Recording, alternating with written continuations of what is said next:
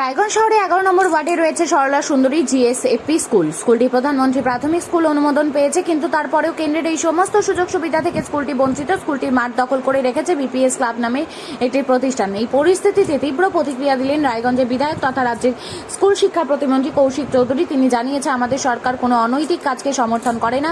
স্কুলটি যাতে সুষ্ঠুভাবে চলতে পারে, তার দখল হয়ে যাওয়া জায়গাগুলি যাতে তারা পুনরায় ফিরে পায়, সেই বিষয়ে প্রশাসন যথাযথ ব্যবস্থা নেবে। বিদ্যালয়ের নিজস্ব মাঠ ফিরে পাবে। কোনো রকম অনৈতিক কাজ বরদাস্ত করা হবে না। যারা অন্যায় করবে তাদের বিরুদ্ধে কঠোর পদক্ষেপ নিতে হবে। এই বিষয়ে মন্ত্রী আর কি বললেন শুনুন।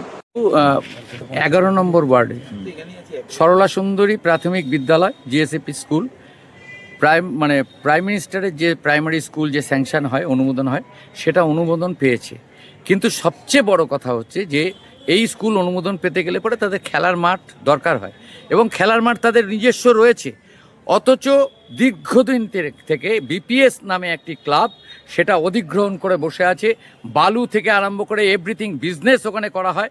সেখানে একটা উপস্বাস্থ্য কেন্দ্র আছে, দীর্ঘদিন থেকে বন্ধ। সরকারি পয়সায় টয়লেট হয়েছে, সেটাও বন্ধ। পাবলিক কেউ ইউজ করতে পারে না।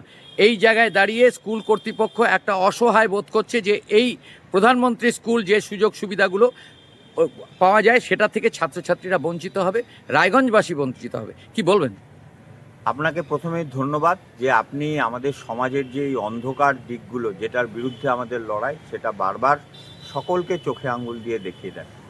আপনাকে আমি পরিষ্কার বলতে চাই যে যত রকমের অনৈতিক কাজ আছে, আমাদের সরকার এই অনৈতিক কাজকে সমর্থন করে না, এবং এই অনৈতিক কাজকে আর খুব দ্রুত এগুলোকে বন্ধ করা হবে।